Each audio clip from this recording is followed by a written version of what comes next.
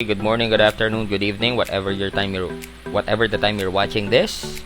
Ayan na. So today we're going to have a short demonstration on how to create a Blooket.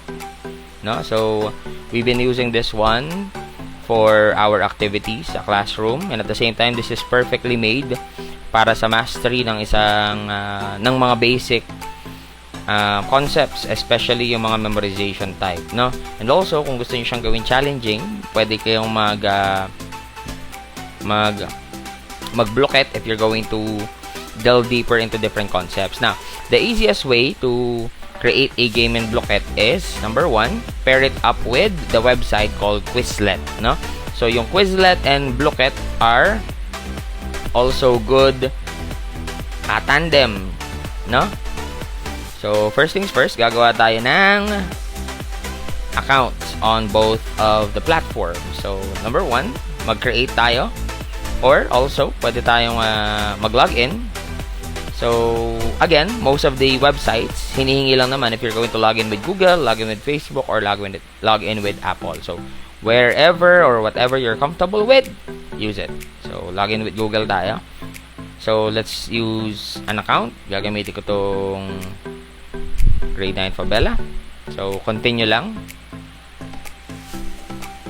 And then, place in your birth date. Kayong bahala kung ilalagay niyo tunay yung birth date. Pero as much as possible, huwag kayong lalapit sa 2025. Kasi, ibig sabihin yan, kapapanganak nyo pa lang. Okay. I am a teacher. Username. So, Sir Professor Kelvin. Yan. So, depende sa inyo kung anong gusto nyo gawin.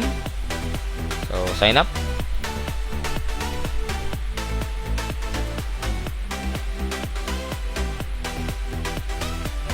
Ayan. So, it's up to you kung gusto nyo siyang lagyan ng new class and school name. Pero for now, let's not do that.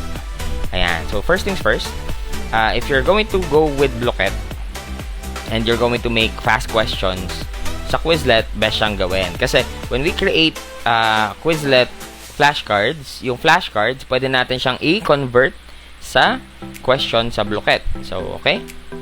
So, what is Quizlet ba? So, Quizlet is an application or a software, sorry, not software, a website wherein pwede kayong maggawa ng mga study guides. So, study guides from the flashcards na ginagawa natin. So, let's try making a flashcard. So, dito sa create, you can either use study guide, flashcard set, or folder, or class. So, gagawa tayo ng flashcard kasi yung flashcards yung ginagawang Blooket, no? So, yan. Kung gusto nyo mag-subscribe, pwede nyo yung gawitin. Now, when you create flashcard set, kailangan yung gawa ng title. So, ang aking gagawan ay kinds of nouns. Pero again, you don't have to choose the same topic na dinedemonstrate ko, no? Kasi you've been frequently asking questions kung, sir, ang topic ba na dapat namin gamitin yung topic na ginamit nyo din. So, we're in for diversity. So, I would highly appreciate it kung mamimili kayo ng topic na pansarili ninyo. Just make sure na applicable yung topic na yun para dito. Now, kapag gagawa kayo ng questions na naka-target gamitin sa Blooket, make sure na iisa lang yung tema nung mga nilalagay nyo questions. Kasi, when you create a Blooket out of the flashcard sa Quizlet, kung ano yung mga term, sila lang din yung automatic na gagawin ng Blooket na choices. So, if magkakaiba siya ng categories, yung magagawang choices ng Blooket, very obvious, no? So, nag-prepare ako dito ng types of noun. So, unahin natin, yung term, lalagay nyo dyan. Tapos, yung meaning, ilalagay natin dito. Tapos, lagay ko dito, example. Ay, hindi ko muna lalagay example kasi, to call this. Dito ko lalagay example sa definition. Tapos, common noun din. Kailangan magkadikit yan, no? Kasi, ang mangyayari dyan, kapag hindi magkadikit, what to call this? Pag hindi magkadikit, pag hindi magkatapat yung yung concept or hindi sila magkakaparehas, yung choices mag-iiba-iba din. Like, hindi magtutugma yung choices. So, kailangan ganun. Yan, proper. Specific name of person, place, or thing, always capitalized. Definition. So, nakikita nyo, kinaka-copy-paste ko lang siya. Kasi, naka-ready na yung pinaka-concept niya. So, ayun lang. So, remember, you keep on doing this hanggang sa matapos nyo yung pinaka-konsepto. Yan. Sige, hindi ko muna lalagay ibang examples. Para, ano pa lang naman to no? Ibahin ko muna to. Ay, sorry. Proper noun. Hindi ko muna lalagay examples kasi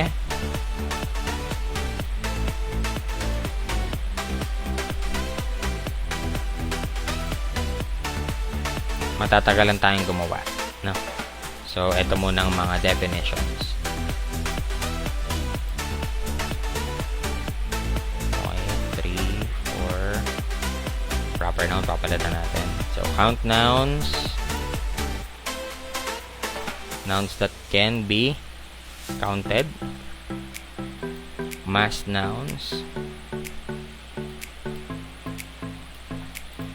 So, add card pag kulang pa. Nouns that cannot be counted individually. Collective nouns.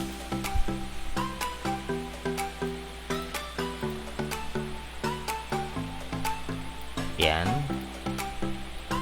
So, hindi ko muna papahirapan yung ating sarili sa pagpapahirap ng test, like yung katulad ng ginagawa natin sa mga exams wherein binabago natin yung definition into its synonymous word para maging difficult kasi example questions lang naman to. Now, I've already placed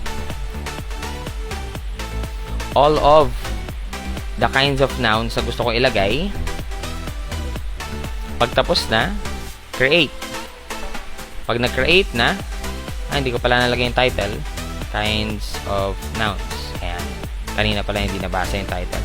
Ayan. So, meron na akong noun, pangalan, create. Okay. Once you're done creating, meron ka ng flashcard set. Now, dito, sa Quizlet, pwede ka mag-flashcards wherein eto ang pang-review mo. Yan. Pwede mong gawin yan. Or, close natin to. Pwede nyong gawing question, like learn. Pagkatapos yung, yan, pili kayo kung paano kayo magpa-practice. So, memorize it all, quick study, start learning. Ang mangyayari dyan, gagawa siya ng questions. Automatic. So, 1 to 20 questions from all of the concepts na nilagay natin. Anyway, that's a different topic. Let's go forward with making a blocket. So, tapos na yung ating Quizlet flashcards. Pupunta tayo sa blocket para gawin siyang question. Okay, log in or sign up. Depende sa inyo. Okay, let's sign up. Ay, naka-log in na ako kaagad. Anyway, sige, lalog out muna ako. Maglalagin ako sa ibang Google account. Sa 9 Fabella. Para bagong account, ne. So, same with Quizlet. Ganun lang din yung paglalagin. So, here. Meron na pala akong dating tanong dito. Burahin ko lang to. So, here sa blocket, ito ang unang lilitaw. No? So, number 1, create a set. Now, similarly, ganun din ang mangyayari. Maglalagay din kayo ng name, kinds of nouns. Tapos, pili kayo ng image, nouns. Okay, itong image na to ay magiging cover ng questions nyo. So, pili ako ng books kasi English related. Yan. Make it public, playable by everyone, or make it private, ikaw lang makaka-play. So, since gagamitin nyo siya sa school, o gagamitin nyo siyang IMs, you create it as public. Now, pwede kang mag-manual importing, pwede kang mag-Quizlet import. So, ang gagawin natin ay Quizlet import. Ang manual importing, katulad ng ginawa natin kanina sa Quizlet. But differently, ikaw yung magta-type mismo ng question, tapos maglalagay ka ng mga answers. Now, isa-isa siyang nilalagay, and it's very taxing or matagal kapag ganun yung ginawa nyo. So, instead of that, let's make it Quizlet import. Pag na-Quizlet import nyo na, create, lilitaw tong pop-up na yan. So, Quizlet, find the set. Next step, how to import. Pipilitin nyo lang tong triple dot dun sa may flashcard dito, which is this. After nyo mapindot yung triple dot, click nyo export. Export. Now, hindi kayo makakapag-export kung hindi sa inyo yung flashcard. Kailangan sa inyo yung flashcard. Afterwards, ika-copy nyo lang yung text nito. Copy. Then, next step, paste. Tapos, add questions. Pwede kayo mag-flip ng questions and answers para ang lilitaw doon abstract noun, tapos yung definition, or ganito, para yung definition plus ay yung concept plus yung definition. So, depende kung anong gusto nyo mauna. Basta kung ano yun na dito sa una, ito yung questions, I think. At yung nasa pangalawa yung answers. Hindi ko matandaan, basically. Pero, tignan natin. Flip natin. Add questions. Ayan. Okay. Pag pinlip ko, yung definition yung lumalabas. So, after nun, pag nagawa nyo na siya, meron ka ng mga questions. At meron na siyang checklist. See? So, ayan. Then, kapag tapos na, save set. And nandito na siya. Voila! Now, if you're going to go online, gusto nyo siyang i-host, click nyo lang tong host. Ibig sabihin yan, magpapalaro ka live. Yan. May bago silang laro, laser tag. Beta pa lang. Yan. So, pipili kayo dito ng lalaroin. It's up to you. Tapos, kapag hinost nyo, for example, itong palagi ko pinapalaro, yung asan yung racing. Itong racing, host. Tapos, yan. So, pipili na kayo ng mangyayari sa racing. Numbers of questions, and then host now. Ayan. So, lilitaw na yung pinaka play blocket, then yung code para makasali sila. Or pwede na lang i-scan yung code. It's up to you. Pag ready na kayo, i-click nyo lang yung start dyan. Yan. So, if gusto nyo naman siya gawing assignment, click nyo lang itong assign. Tapos pipili lang din kayo ng game. Ito lang yung limited games pag assignment. Kasi ito lang yung pwede nyo laruin individually. So, ito yung paborito kong pinapalaro, yung Monster Brawl. Pili kayo ng deadline. Then, pili kayo ng title. Tapos, kung ilang questions yung kanilang goal. Afterwards, assign now. Then, available na yung link for sending sa mga bata. Or, pwede nyo i-send yung pinaka QR code. Yan. Overall, that's how we create Blookets out of Quizlet. So, thank you very much for watching.